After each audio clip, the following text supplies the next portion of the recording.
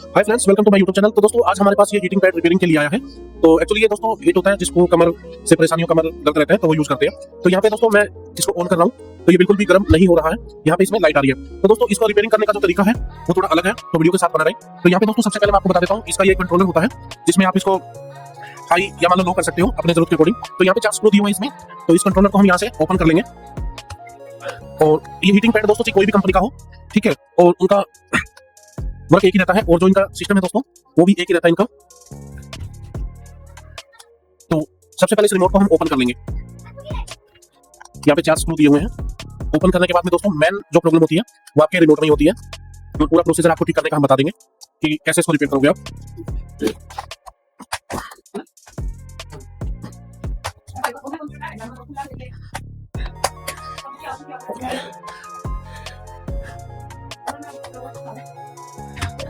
तो यहाँ पे इसको हम ओपन कर लेंगे। तो ओपन करने के बाद दोस्तों आप देख सकते हो सबसे पहले हमको कैसे ठीक करना है।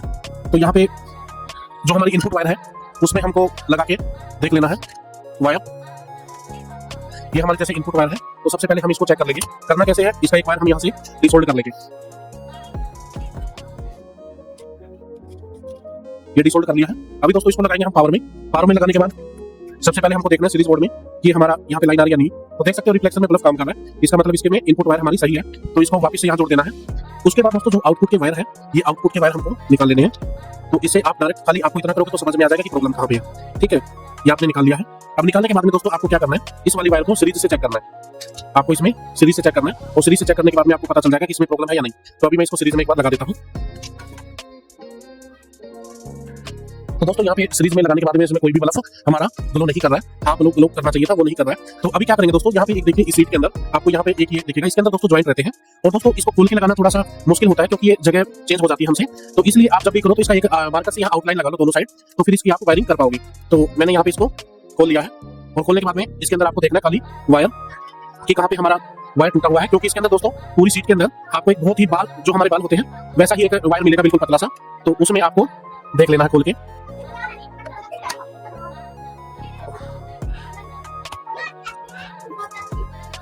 ये यहाँ पे हमने खोल लिया है। खोलने के बाद इसको यहाँ से उतार लेना है और पीछे इसको पलट के इस टाइप से हम निकाल लेंगे। तो यहाँ पे दोस्तों वायर वगैरह होती है तो थोड़ा आराम से इसको खोलिएगा, नहीं फिर वायर टूटने के चांसेस रहते हैं। और यहाँ पे इसको चिपका गया है, शायद ये खुल गया है। खुलने के बाद दोस्तों यहाँ पे देखिए एक टाई लगाई गई है, तो इसको भी हम यहाँ से हटा देंगे।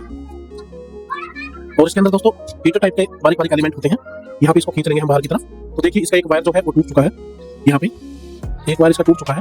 तो अभी दोस्तों अगर इसके अंदर आपको वायर मिल जाता है तो आप इसको रिपेयर कर पाओगे। फिर दोस्तों आपको इसको कट करके देखना पड़ेगा और कट करने में हो सकता है कि आपका रिपेयर हो जाए। ठीक है, तो यहाँ पे अभी मेरे को दूसरी वायर नहीं दिख रही है, थोड़ा सा मैं देखता हूँ। यहाँ पे फ्रेंड्स ये देखिए मैंने थोड़ा सा यहाँ सिर्फ कट लगाया और ये वायर मिल गई है। तो दोस्तों वैसे तो बहुत नाजुक वायर होती है और यहाँ पे अगर मैंने थोड़ा अंदाजा लगाया वो बताता हूँ। जैसे वायर अंदर से आई है तो हमको इसको इस टाइप से प्रेस करके देखना है, तो ये हर जगह पे सॉफ्ट मिलेगी। लेकिन जहाँ से ये वायर आया है वहाँ पे आपको हाथ लगाने से जैसे पता चल जाएगा कि हाँ यहाँ पे कोई वायर है। तो मैंने उस अंदाजे से यहाँ पे ये निकाल ली है। निकालने के बाद में दोस्तों यहाँ पे हीट सिंक ट्यूब डाल दिया और इसको खाली हमको क्या करना है, यहाँ पे सोल्डिंग कर देना है। ठीक है, सोल्डिंग करने के बाद में ये हमारा फिक्स हो जाएगा। कुछ ये होता है कि दोस्तों ये मशीनों में जैसे आपस में अटैच करते हैं, यहाँ पे ये जैसे ये देखिए वेल्डिंग करते हैं ना, उसी टाइप से यहाँ पे आपस में चिपकाया जाता है। तो हो सकता है कि वायर उसके नीचे आके दब गई हो और जिसके कारण ये हट गई। यहाँ पे सिंपली हमको एक सोल्डिंग कर देनी है, ये देखिए इस टाइप से अच्छे से इसमें सोल्डिंग कर देनी है, क्योंकि ये चीज ऐसी है कि इसको बार बार ना खोलना पड़े।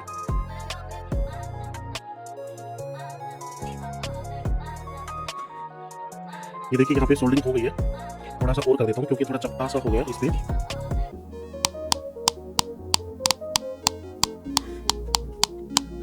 ये लीजिए ये हो गया है। इस पे हमारी जो हीट सिंक वाली ट्यूब है इसको चढ़ा देना हमने। ये तो सिर्फ थोड़ा ठीक करना पड़ेगा। ये देखिए ये कोने से निकल गए ना, तो ये ट्यूब को आगे जाने नहीं देंगे।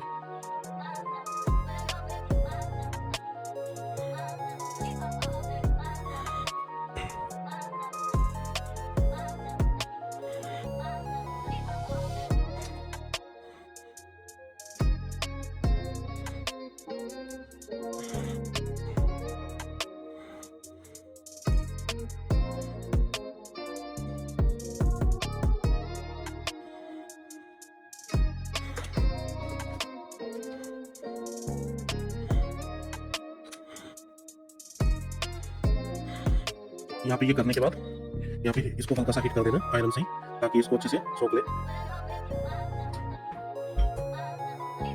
लीजिए। ये होने के बाद में इसको यहाँ पे अंदर की तरफ कर देंगे, जो हमारा जॉइंट है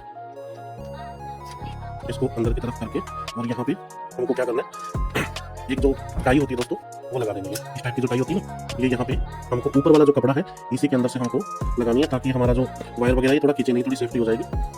ये जैसे यहाँ पे हो गया, अब इसको यहाँ से थोड़ा सा बस बांध देते हैं,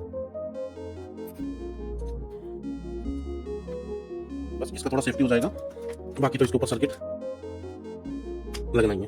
तो अभी इसकी जो डब्बी है ये मैं बंद कर देता हूँ, फिर चला के दिखाता हूँ।